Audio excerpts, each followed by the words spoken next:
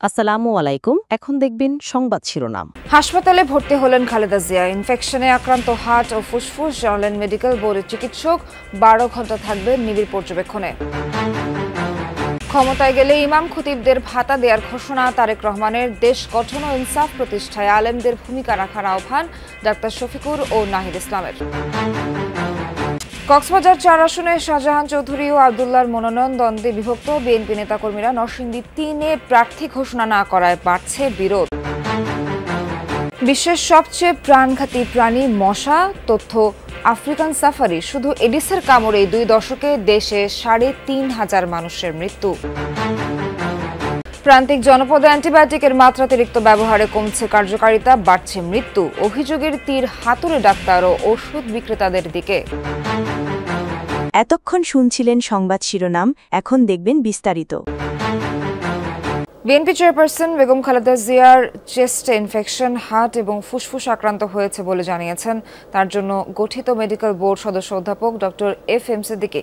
রবিবার রাতে খালেদা জিয়ার শারীরিক অবস্থার সবশেষ তথ্য জানানোর সময় তিনি কথা বলেন। আগামী 12 ঘণ্টা তাকে নিবিড় পর্যবেক্ষণে রাখা হবে বলে জানিয়েছেন তার ব্যক্তিগত চিকিৎসক ডক্টর এজেডএম জাহিদ হোসেন।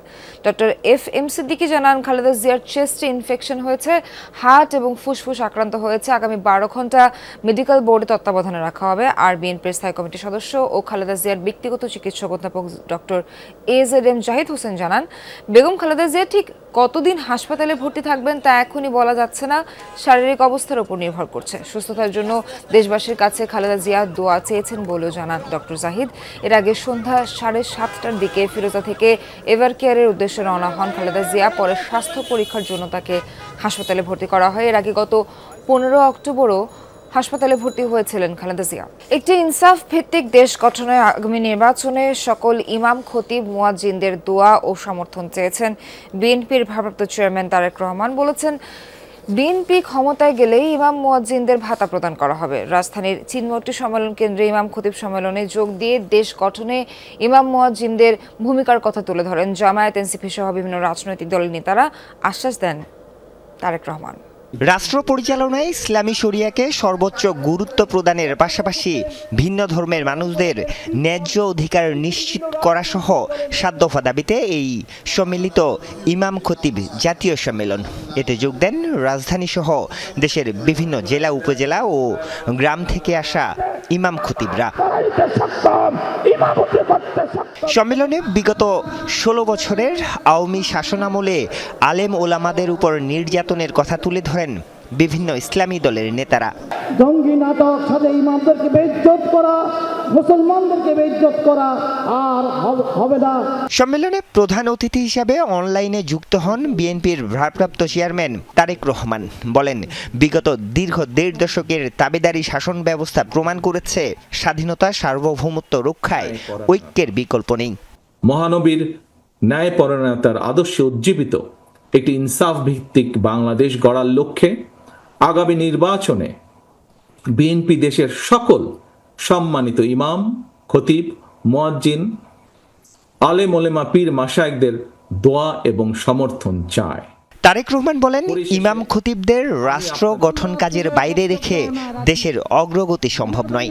মসজিদ, মাদ্রাসা, ইমাম, মুয়াজ্জিন, মাদ্রাসা শিক্ষার্থীকে রাষ্ট্রীয় অগ্রগতিমূলক কার্যক্রমের বাইরে রেখে দেশে কখনোই টেকসই উন্নয়ন করা সম্ভব নয়। ইমাম মুয়াজ্জিনদের মধ্যে যারা আর্থিক টানাপোড়েনে রয়েছেন তাদেরকে প্রতি মাসে রাষ্ট্রীয় তহবিল থেকে একটি নির্দিষ্ট পরিমাণ সম্মানী ভাতা দেবার ব্যাপারে বিএনপির একটি পরিকল্পনা রয়েছে।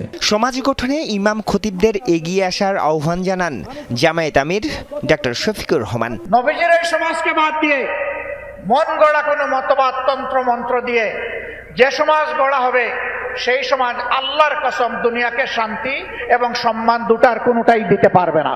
ইনসাফের বাংলাদেশ প্রতিষ্ঠায় আলেমদের সাথে নিয়ে এগিয়ে যাওয়ার কথা বলেন এনসিপি আহ্বায়ক। শুধু আমরা রাষ্ট্র সংস্কারের কথা বলতেছি, কিন্তু যদি আমরা সমাজ সংস্কার না করি, সামাজিক ফ্যাসিবাদ দূর না করি, সাংস্কৃতিক ফ্যাসিবাদ দূর না করি, তাহলে বাংলাদেশকে কিন্তু আমরা নতুন করে গড়তে পারবো না।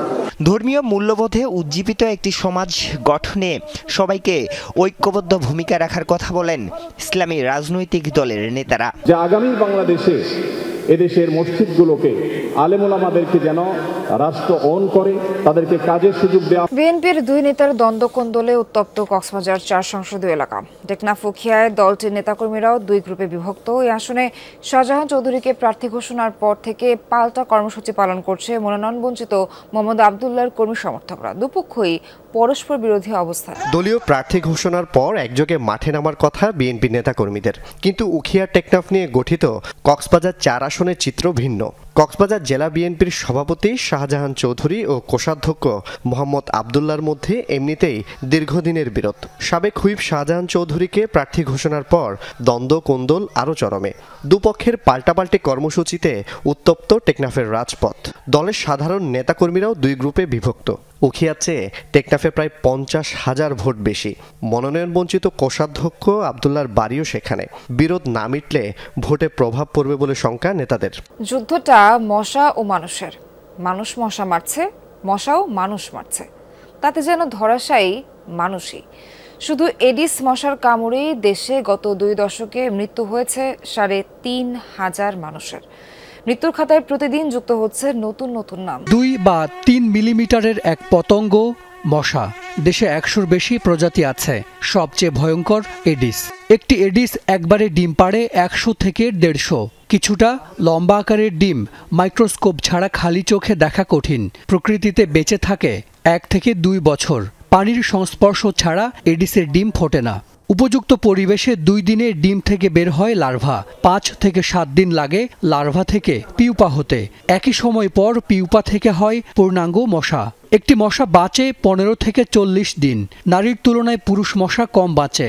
পুরুষ মশা কামড়ায় না। মশার খাবার ফল ও ফুলের রস। ডিম পাড়ার আগে প্রোটিন ও আয়রন পেতে রক্ত খায় শুধু নারী মশা। মশা থেকে ছড়ায় 8টি রোগ: dengue, chikungunya, Zika, malaria, yellow fever, West Nile, filariasis ও জাপানি এনকেফালাইটিস। মশা কামড় দিলেই রোগ হয় না, বহন করতে হয় সেই রোগের জীবাণু। আক্রান্ত ব্যক্তির শরীর থেকেও জীবাণু পায় মশা। আবার জীবাণুবাহী মশার কামড় থেকেও জীবাণু যায় মানবদেহে, যা সুপ্ত থাকে 3 থেকে 5 দিন। আচ্ছা, পৃথিবীর সবচেয়ে প্রাণঘাতী প্রাণী কি? বাঘ, সিংহ, হায়েনা বা সাপ? কোনোটিই না। আফ্রিকা সাফারিজের করা 20টি প্রাণঘাতী প্রাণীর তালিকায় প্রথম নামটি মশা। বিশ্বজুড়ে বছরে 7 থেকে 10 লাখ মানুষ মারা যায় মশার কামড়ে। অথচ মানুষ মশার চেয়ে 400 গুণ বড় আর ওজনে 30 লাখ গুণ ভারী। তবুও মানুষ যেন অসহায় ছোট্ট এই পতঙ্গের কাছে। আর বাংলাদেশেও এই মশার কামড়ে এবছর মারা গেছে 350 জনের বেশি। 2023 সালে এক বছরেই সর্বোচ্চ 1700 জনের মৃত্যু হয়। বিজ্ঞান আর গবেষণায় মানুষ অনেক এগিয়ে গেলেও মশার কামড়ে মৃত্যু থামানো যাচ্ছে না। পৃথিবীতে আর কোনো পতঙ্গ নেই যে এত বেশি রোগ ছড়ায় একসাথে। মশাই একমাত্র পতঙ্গ যে সবচেয়ে বেশি প্যাথোজেন ক্যারি করে বা বহন করে এবং সবচেয়ে বেশি মানুষের জীবন হরণকারী।